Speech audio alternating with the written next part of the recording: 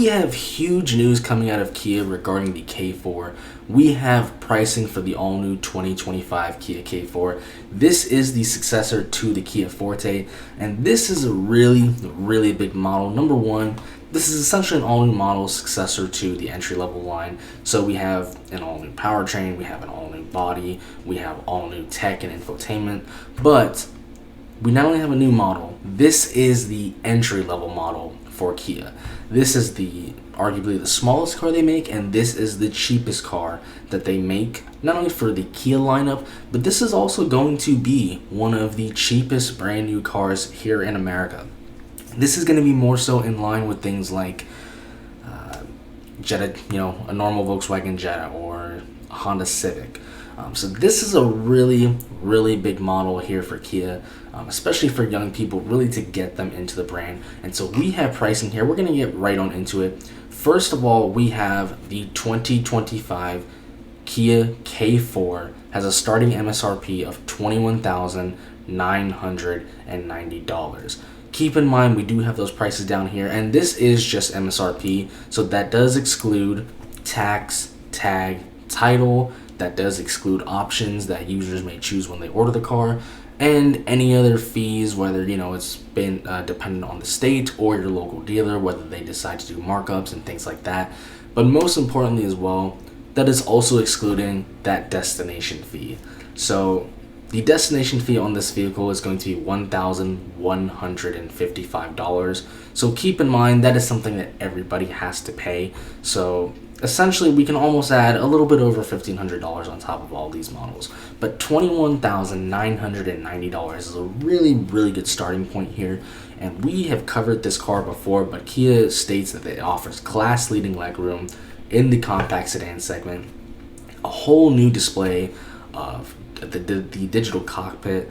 We have over-the-air capabilities, ultra-wideband. We have their digital key 2.0, so you don't need to carry the keys anymore. You can just unlock this car with something like your phone.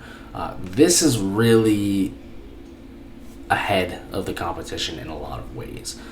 But that's not the most important thing. The most important thing here is pricing, but we've also got some standard features here, including the 147 horsepower 2-liter engine.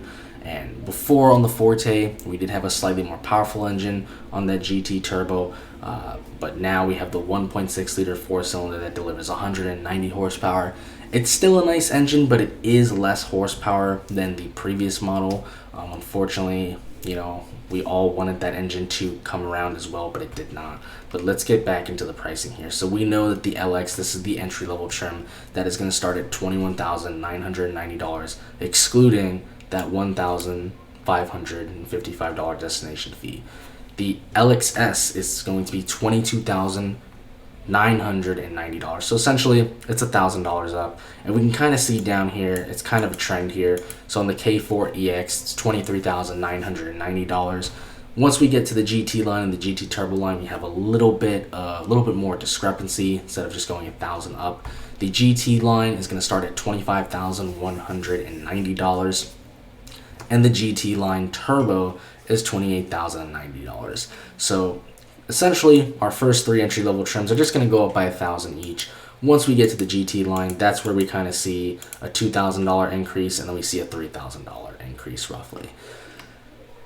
That's still pretty competitive, honestly, with the class, if we're being quite honest, and it's still very competitive, not only with the class in terms of features, but in terms of pricing. And we've got a lot of stuff here. We talk about the class-leading legroom. We talk about their advanced driver's assistance systems and that entire suite that Kia is going to be offering.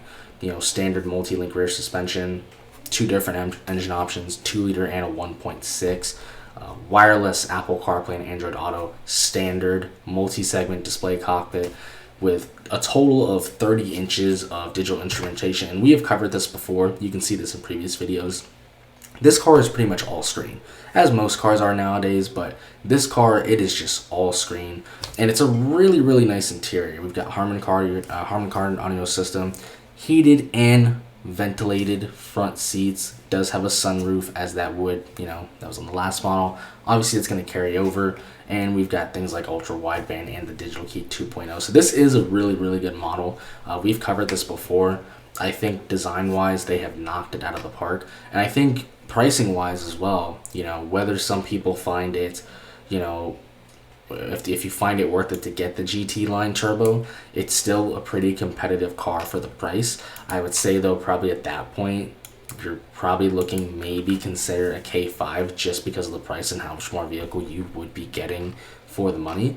But pricing wise, I mean, starting this, even without that destination fee, and like I said, this is excluding tax, tag, title, options, and other dealer fees that may apply, in your area.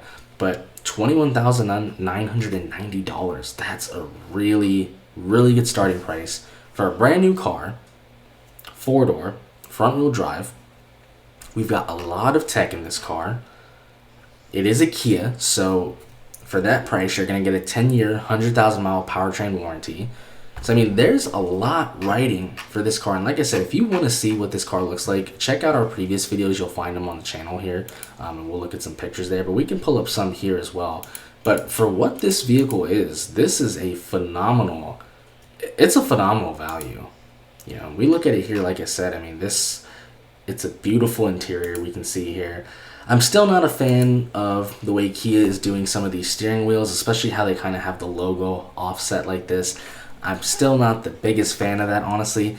But you look at this interior, I mean, this is all one piece. You've got your infotainment system here. Here to here, it's about 30 inches of screen. It's for this price, this is a nice looking interior.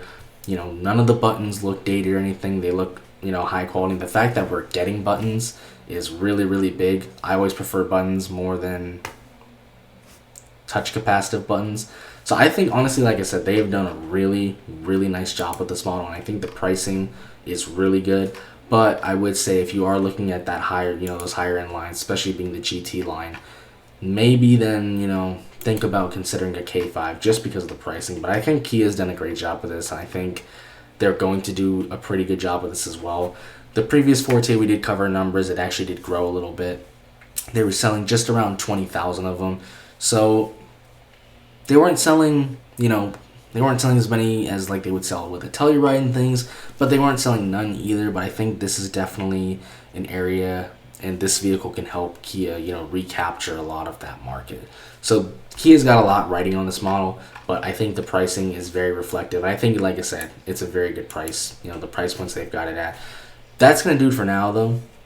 Ultimately, though, I'm not going to be buying this car. Some of you may be. So let me know what you guys and girls think down below of this. Did Kia knock it out of the park with this pricing? Is it too much? Are they missing stuff for this pricing?